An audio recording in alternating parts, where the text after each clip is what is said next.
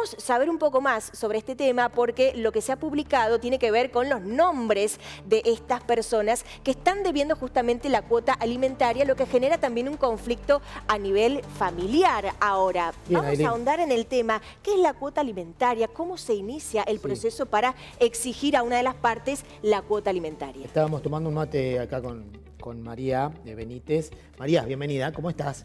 Sos especialista en divorcios y en familia. Bueno, este es un tema que por ahí nos atrapa, nos interesa, estés o no en esta situación, porque, bueno, de alguna manera uno capaz que no ha vivido esa experiencia, pero tiene algún familiar, algún Todos amigo. conocemos a alguien que habla de la famosa cuota alimentaria. Exacto. Bueno, buen día para ustedes y para la audiencia. Efectivamente, sí es un problema, como bien aclaraste, que causa conflicto familiar muchas veces.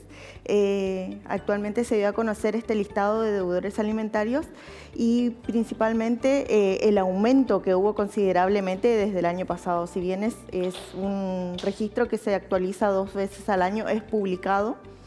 El año pasado contábamos con 603 deudores alimentarios y este año el número aumenta considerablemente a 851 deudores alimentarios dentro de la provincia.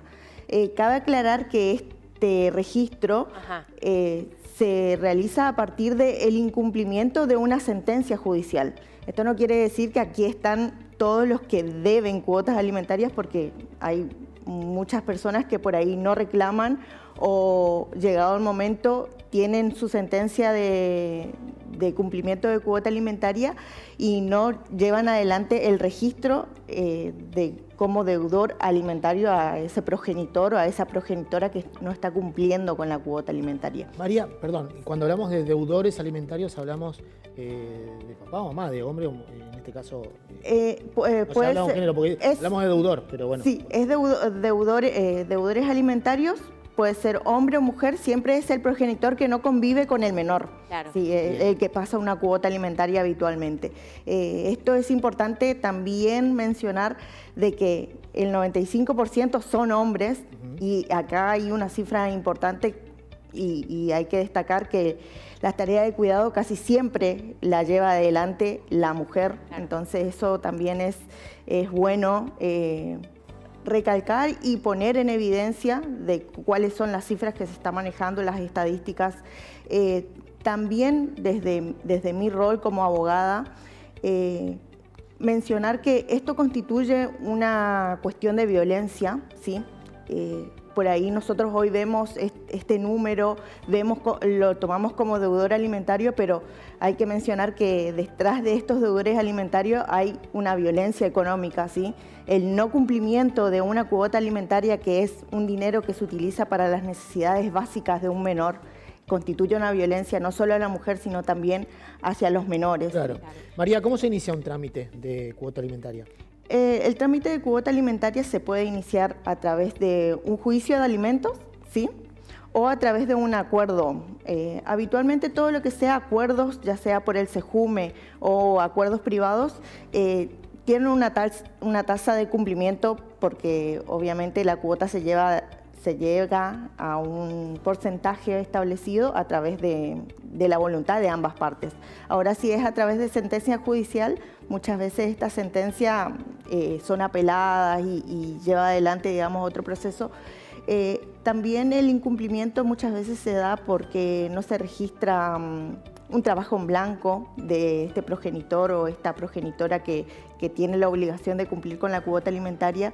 Entonces no tenemos de dónde embargar ese porcentaje. No hay una referencia económica. Entonces sí, al no tener, digamos, un ingreso constante y en blanco continuamente, al no tener cómo embargar, se llega a este incumplimiento, digamos, y posteriormente al registro, a inscribirlo en el registro de alimentantes morosos, ¿no? Y si el que tiene que pagar la cuota alimentaria después de varias instancias en la justicia no lo hace porque, no sé, dice que no tiene un trabajo, que no tiene ingresos, que no tiene dónde sacar el dinero para mantener esa cuota alimentaria, ¿a quién le recae esa responsabilidad? Bueno, eso ya una vez superado, digamos, todos estos estadios para donde hay incumplimiento efectivamente, se le puede reclamar a los abuelos, algún familiar, digamos, en la línea en la línea así, recta, digamos. Puede ser abuelo, bisabuelo, puede ser... Hoy por hoy también se está utilizando mucho de la figura del progenitor afín. Eso por ahí es algo novedoso. ¿Qué sería? El progenitor afín es habitualmente, o sea, es la persona con la cual se casa este deudor alimentario. Ah, la nueva pareja, Sí, digamos, ¿no? puede ser, por ejemplo, se casó con una persona que sí tiene un trabajo en blanco y tiene una buena estabilidad económica y demás cuestiones, se le puede embargar a este progenitor afín, que esto es algo novedoso y muy cuestionado por algunas partes, digamos, Claro. porque en sí no tiene una responsabilidad directa, pero sí el código habilita esta nueva figura a partir de Hay la un menor reforma. en el medio Y la necesidad es Claro. para cumplir las necesidades básicas de un menor. O sea, eso tenemos que también marcar: salud, educación, alimentación. O sea, le está María, dejando sin... imagino, y me meto en el mundo de los profesionales, de ustedes, que a veces tienen que trabajar con las leyes frías para tratar de resolver los conflictos que ocurren en este caso. Pero también hay mucha historia detrás de cada pareja, ¿no? A la hora de cumplir con una cuota, pueden aparecer seguramente cuestionamientos, pero te acordás todo lo que yo te di y que Claro. quizás no tengo pruebas, y bueno, todo eso debe ser difícil para ustedes lidiar y entender diferentes situaciones. Independientemente de lo que por ahí surge en lo económico, muchas veces tienen una carga emotiva importante. Yo, además de ser especialista en cuestiones de familia, trabajo con discapacidad, soy especialista en discapacidad, y esas cuestiones también muchas veces son sensibles, y es ahí donde se ve la necesidad específica de los menores, porque ahí está involucrada la salud, ¿no? Claro. Entonces, todo esto lleva adelante cuestionamientos y bueno, pero no dejemos de lado ni dejemos de ver de que esta cuota alimentaria viene a dar el sustento básico de un menor, ¿sí? El sustento básico no es, que siempre quiero destacar que no es una ayuda, no es una ayuda a la mamá, no es una ayuda, Claro. es una obligación, ¿sí? Bueno, hace No un es un favor tampoco. Estaba como instalada esa idea de que lo que daba, vamos a poner un ejemplo, el padre a la madre, porque el menor vive con la madre, era plata que la mujer gastaba en la peluquería, en ropa, para sus gustos personales. Había como una idea generalizada de que esa era la situación en el hogar. ¿Sentís que eso un poco fue cambiando o se mantiene todavía esa idea más? Preconcepto. Claro. Mira, si bien hay una concientización importante en cuanto a estos movimientos, digamos, feministas y de revalorización de la tarea de la mujer, la idea sigue muy instalada, sigue muy instalado el hecho de que yo no le quiero reclamar, no quiero hacerlo, o por ejemplo mencionábamos recién de quién es este responsable subsidiario, por ejemplo el abuelo. No le voy a molestar al abuelo como si él es el obligado, no. O sea, tu hijo tiene derecho y vos sos la principal encargada, supongamos una mujer, o bueno, en un caso de un hombre también, sos el principal encargado de reclamar ese derecho que le corresponde a tu hijo. No, vuelvo a repetir, no es un favor, no es una molestia, no es... Tenemos que concientizarnos de que esto es el derecho del menor y es la obligación del otro progenitor no conviviente.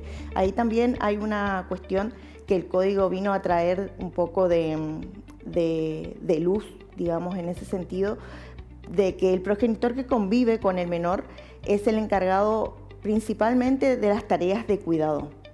O sea, si yo no vivo con el niño, tengo que hacer la contribución económica, porque el que vive habitualmente se ocupa del cuidado diario del menor. Entonces, ese otro progenitor no conviviente tiene más tiempos para trabajar fuera de la casa, digamos, que aquella persona que se queda a cargo del cuidado del menor. María, ¿qué le recomendás a una pareja que está mirando la tele ahora, que acaban de separarse por una cuestión X, y bueno, que tienen un menor justamente? ¿Qué le recomendás? Porque por ahí también hay casos en los que no haga falta porque no hay conflicto, porque ¿qué le decís? Bueno, legalicen esta situación.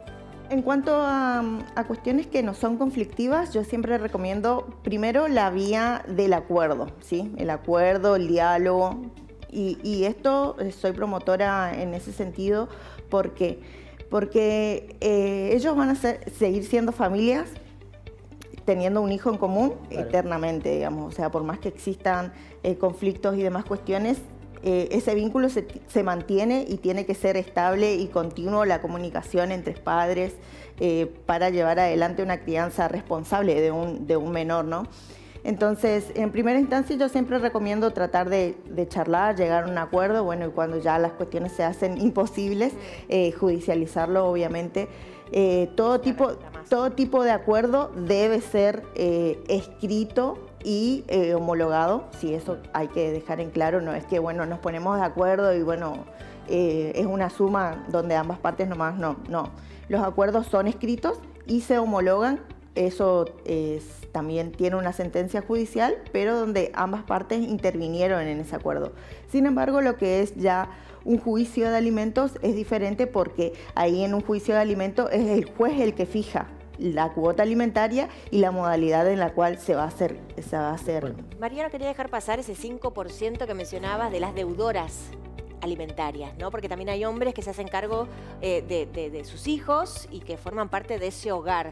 ¿Sentís que son menos porque no se animan justamente a dar este paso en la justicia? ¿Porque del otro lado hay una madre? ¿Por qué pensás que son menos? Muchas veces hay una cuestión también de la creencia, ¿no? Cuando un padre es el que queda a cargo de la crianza de sus hijos, no reclama, ¿sí? Bueno, también está el tema de que comparten el cuidado, ¿sí? Esa es otra cuestión. Si un niño permanece una semana con un progenitor y otra semana con otro progenitor y ambos tienen más o menos el mismo caudal económico, no existe necesidad de establecer una cuota alimentaria. Cuando ya uno tiene un caudal económico mayor que el otro o cuestiones así, obviamente ahí sí, pero hay ciertos casos en el cual no se establece una cuota alimentaria porque está compartido las tareas de cuidado. Ahora, también es cierto que hay progenitores que están a cargo, varones, que están a cargo del cuidado de sus hijos, que no inician ningún tipo de acción legal. Y bueno, nuevamente mencionar que este registro son alimentantes morosos que tienen una sentencia judicial y que incumplen con esa sentencia judicial. Hay muchos que ni siquiera han iniciado ningún proceso judicial y no hay un registro de ellos porque obviamente no hay. María, tengo dos preguntitas rápidas para terminar. ¿Una cuota alimentaria tiene un retroactivo? Por ejemplo, un progenitor no cumplió con el pago, ¿el retroactivo lo que tiene que cumplir después? Bueno, en ese sentido, porque no quedamos sin tiempo. Sí, en ese sentido, cuando la cuota alimentaria se establece a partir de la sentencia judicial. Por ejemplo, si yo tengo un hijo de 10 años y nunca reclamé la cuota alimentaria, no hay retroactivo de esos 10 años. Ahora, cuando hay una sentencia judicial, sí hay acumulación de deuda, digamos. Exacto. Cuando el progenitor ya tenga algún ingreso fijo o algo por el estilo, se le puede embargar. Porque ahí se puede comprobar. Sí, porque ya tiene una deuda acumulada. Y cierro con esto, ¿hasta qué edad uno debe cumplir con esa cuota alimentaria? Habitual, hasta los 21 años de manera obligatoria, ¿sí? Puede extenderse hasta los 25 años si estudia, y en caso de discapacidad la cuota alimentaria es permanente, teniendo en cuenta mientras permanezca la discapacidad de la persona, ¿sí? Perfecto, María, muchísimas gracias por venir hasta acá. Y bueno, quedó clarísimo, me parece, el concepto y cómo es el paso a paso a seguir también, sobre todo para aquellas familias que a lo mejor tienen algunas dudas, hayan terminado su relación bien o mal. No está de más recordar que la herramienta de la justicia siempre viene bien para calmar un poco las aguas en la familia. Agradecida por el espacio y a disposición en mi Instagram o cualquier red social que me quieran buscar. María Benítez. Gracias, María. Gracias.